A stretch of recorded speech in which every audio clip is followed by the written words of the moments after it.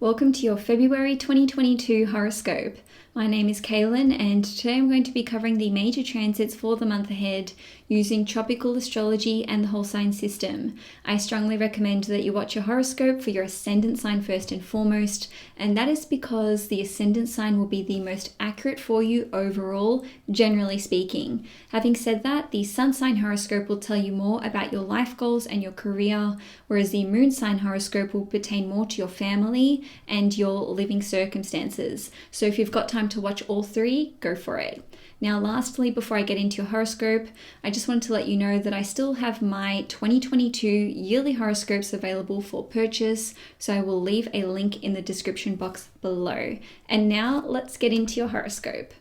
Hi Taurus, Sun, Moon and Risings. Welcome to your February 2022 horoscope. Before I get into your reading today, I just wanted to pull an animal spirit totem card just to see what energies are going to be with you for the month ahead. And we've got the camel. So first of all, on a practical level, you will definitely need to hydrate this month. On a more spiritual level, this talks about you going for very, very long periods of time in between seeing some sort of fulfillment to your goals. And I'm saying that because camels obviously live in the desert for the most part, and there can be very, very long periods of time between drinks of water. So I see this as you having to really commit to something and persist and know that the final destination is within reach and that you are actually going in the right direction to achieve your objectives. Now, on the 1st of February, we're going to see a new moon take place at 12 degrees in Aquarius in your 10th house. And this new moon will be conjunct Saturn, and it will be squaring Uranus in Taurus in your first house. New moons indicate a new chapter taking place somewhere in our lives. So given that this is occurring in your 10th house, for many of you, this will be with respect to some sort of career opportunity or professional opportunity. So perhaps you are committing to a new job, to a promotion, or some of you may be vying for some sort of title change. Now, there could be a lot of work involved with this new chapter that is starting. So some of you may be working on a new project, and this could have a 6 or 18-month life cycle. And I'm saying that because the full moon in Aquarius will occur in 6 months, and then the next full moon after that will be in 18 months' time. Because this new moon is conjunct Saturn, there is likely to be some sort of burden or a very big increase in your responsibilities in terms of your day-to-day life. And I'm saying that because Saturn can represent our duties and responsibilities that we don't really want to attend to. Now, this certainly doesn't need to only apply to you on a professional level. Obviously, some of you will be retired or in between jobs at the moment or simply unemployed. Now, for those of you who are unemployed but you are seeking employment or you have been for a while, this can indicate that you will actually land a new job. Now, the nature of this job would be that it is something which you were not expecting or which requires you to adjust your life in a very dramatic way. Now, I'm saying that because of the square to Uranus in your first house. Now, this new chapter that is starting in your life could be something that is to do with a government-imposed restriction, or there could be some sort of responsibility or a new duty that you have to carry out which has been imposed by your boss or by an authority figure.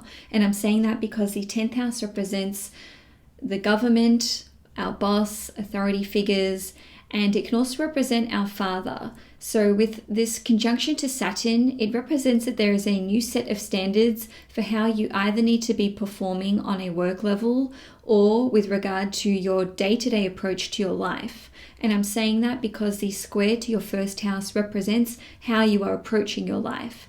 So perhaps you are required to become more flexible, or there could be a big break in routine that you've been accustomed to, and perhaps the entire path or trajectory that you're on is doing a 180. And again, I want to stress that this does not just need to apply to those of you who are currently employed or looking for employment. Even if you are retired or you cannot work for other reasons, the 10th house represents our life mission and really our soul's calling. So this indicates that you are being required to commit to something which requires you to really change how you viewed your life or what kind of approach you were taking in your day-to-day life as it is.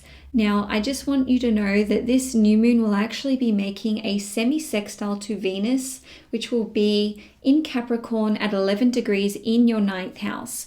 So it doesn't matter how draining or burdensome this new chapter may seem, or how daunting the new set of responsibilities may seem, somehow you will be able to thrive within this new set of circumstances, and you'll be able to express your creative gifts and your talents, which will somehow benefit you or aid you in your future prospects. And this is represented by the fact that Venus is in your 9th house, which is connected to your vision for the future. Now, on the 9th of February, we are going to see Mars in Capricorn in your 9th house, making a trine to Uranus in Taurus in your 1st house. So trines, first of all, are very, very beneficial aspects which carry the energy of Jupiter. So this represents something flowing or going right. And the 9th house is one of the luckiest houses in astrology. Not to mention Mars is exalted in the sign of Capricorn. So there may be an opportunity here for you to take action in some way which will advance your future prospects with regard to your career or your life goals. And again, this obviously has some similar themes to the new moon in Aquarius, which we saw on the 1st of February. And I would say that these are somehow related in a sense. So there may actually be an opportunity for international travel which arises spontaneously. And I'm saying that because Uranus represents something happening suddenly, something that was unexpected, or I could read this as Mars and Uranus representing something which comes about very, very quickly. Even if you were already aware of this opportunity, it could be that the trip is brought forwards or that this new opportunity of sorts arises a lot sooner than what you had initially anticipated. Now, on the travel front, this could be connected to career or your professional responsibilities. And I'm saying that because Uranus rules over your 10th house. Now, this could be connected to your mission in life, even if you're not working. And for some of you, your career and your mission in life could actually be intertwined. Now, it could be that you are looking at traveling internationally because someone has shown you some sort of generosity here. Maybe they've paid for your ticket. Maybe you're looking to meet someone abroad. And I'm saying that because Mars rules over your 7th house, which represents another individual. Now, the 9th house is connected to your higher education. So there may actually be an opportunity for you to apply for a master's program or to attend college or university or some sort of further education. Now, there could be an opportunity for you to learn or to teach. And I'm saying that because Mars rules over your 7th house, which represents working with another individual. Nonetheless, this Mars trine Uranus transit can see you learning something suddenly from another person which holds some sort of spiritual value or spiritual merit. And I'm saying that because Mars rules over the 12th house.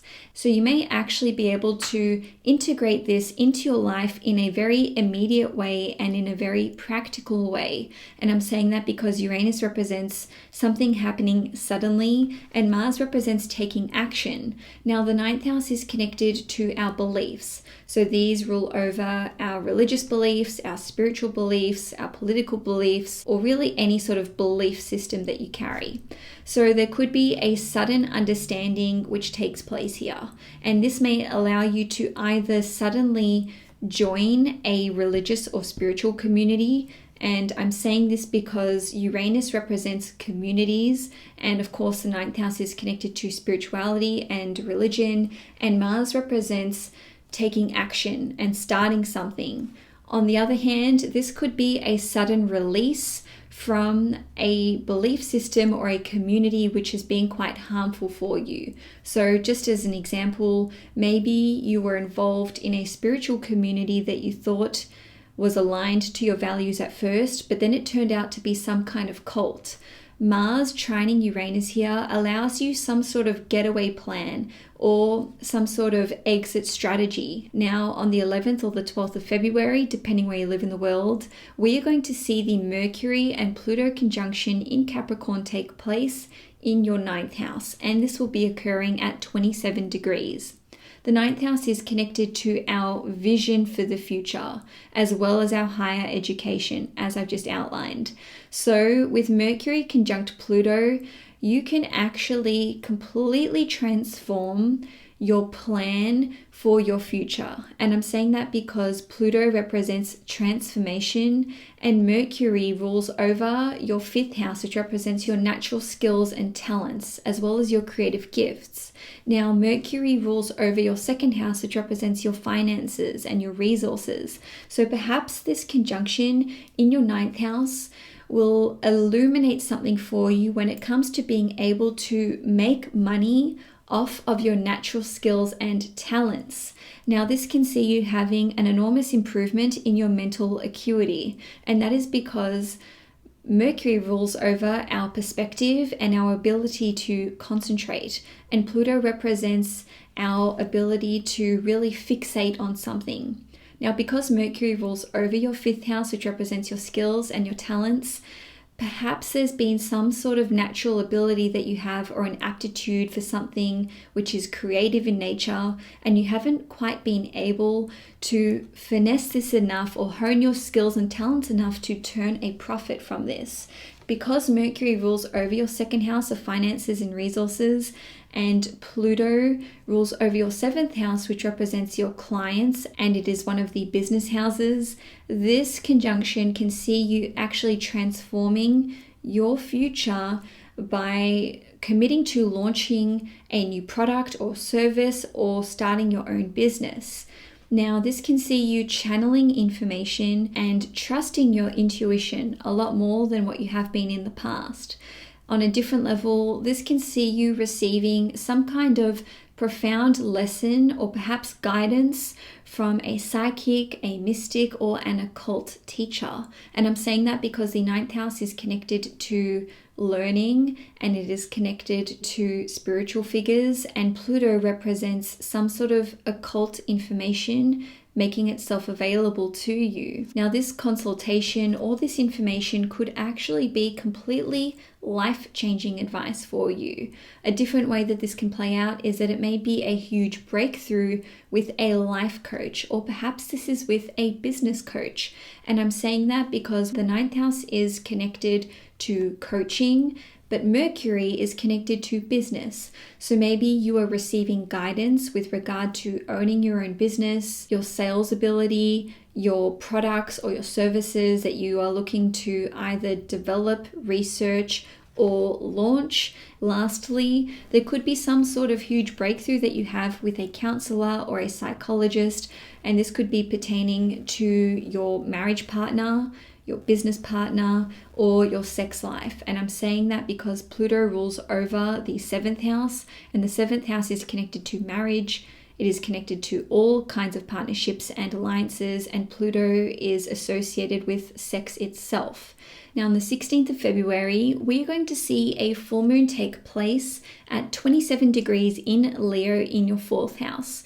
And it will be making an exact in conjunction to Pluto at 27 degrees in your 9th house. Full moons indicate the ending of a chapter taking place somewhere in our lives, or at the very least, a situation reaching its peak. In conjunctions represent there being some sort of distraction or diversion or confusion which is taking place. So on one level, some of you may be having changes take place with regard to your living circumstances. So you could be selling your property, your lease could end, perhaps someone is moving out of your life, or perhaps you were the one moving out. Now, this in conjunction to Pluto in your 9th house can indicate that you don't know where you want to purchase a property next, or maybe you weren't expecting the lease to end, or maybe someone moved out or you're moving out and this wasn't really planned. Or there could just be something which hasn't really gone to plan with regard to your living circumstances, even if you're not buying, selling, or moving out. Now, the fourth house is connected to family. Given that this full moon is occurring in your fourth house, on one level, there could be the end to some sort of family issue taking place, but this could pose more questions than it answered with this in conjunction to Pluto. Now, this full moon in your fourth house can see there being something resolved on a very deep and psychological level.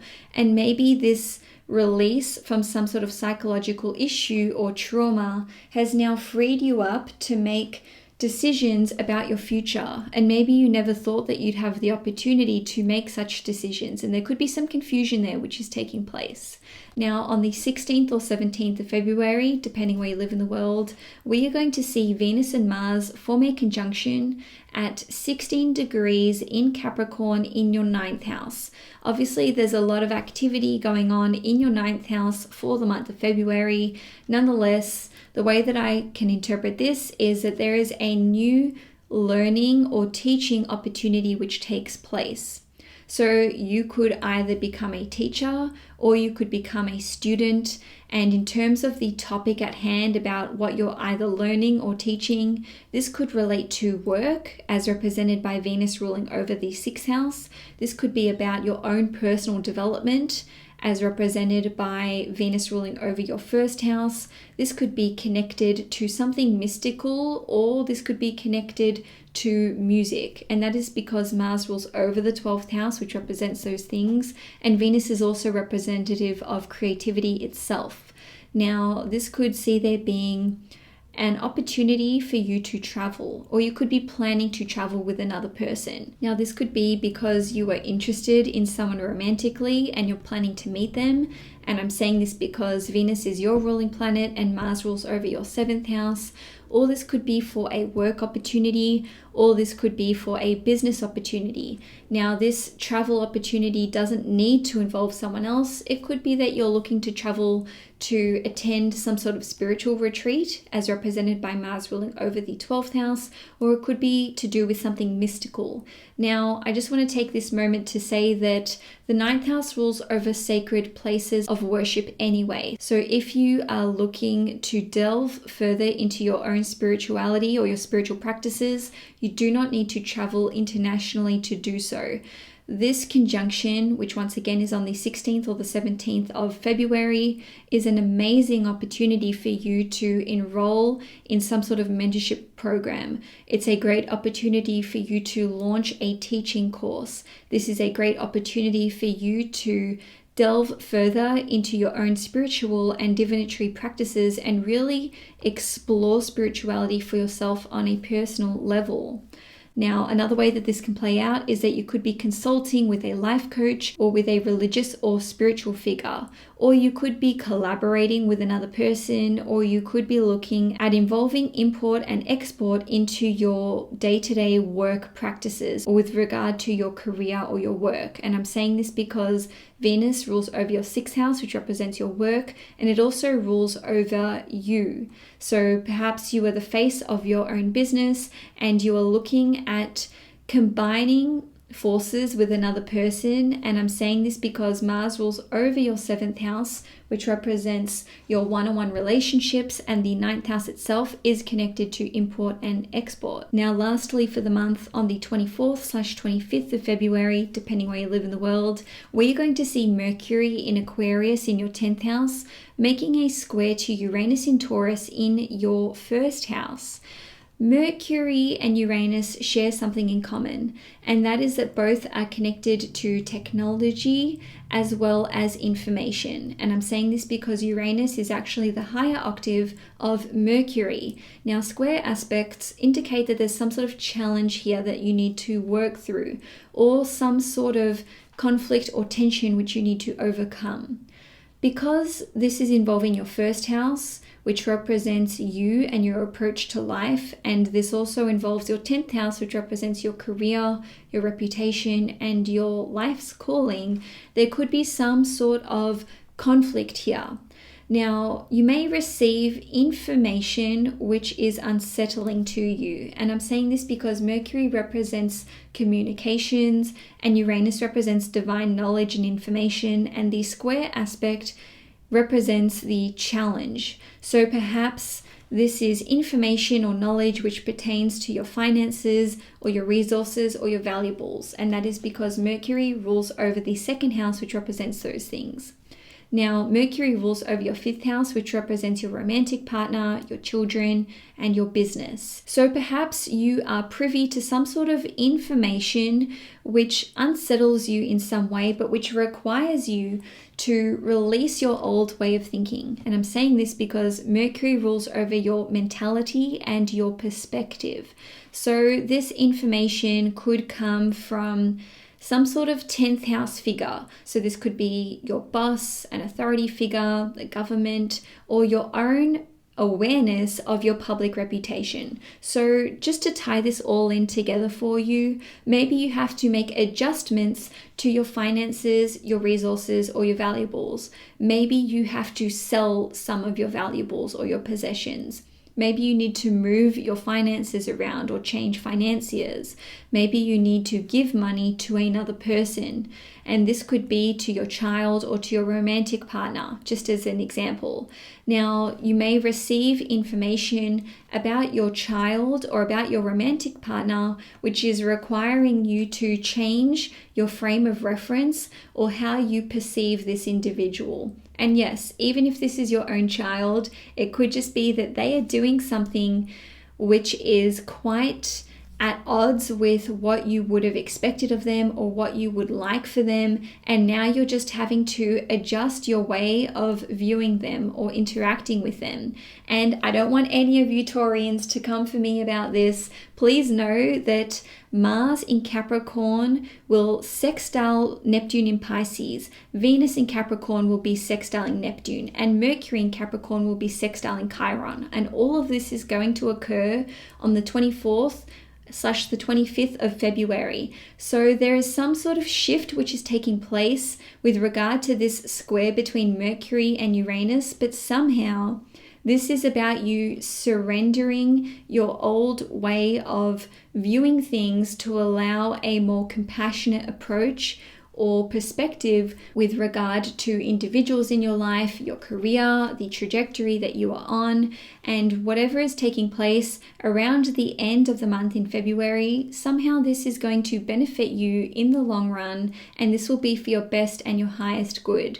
And lastly, with this transit, this can just see there being some sort of exciting new opportunity that arises, which requires you to make some sort of sudden change or decision with regard to your work, your professional responsibilities, or you may be changing how you want other people to see you in the public eye. And this is represented by Mercury being in your 10th house, which represents your public reputation. And so Taurus, that's all I have for you for February 2022. If you'd like to purchase your 2022 yearly horoscope, you can do so by clicking on the link in the description box below. Enjoy your month ahead, Taurus, and I will see you guys next time.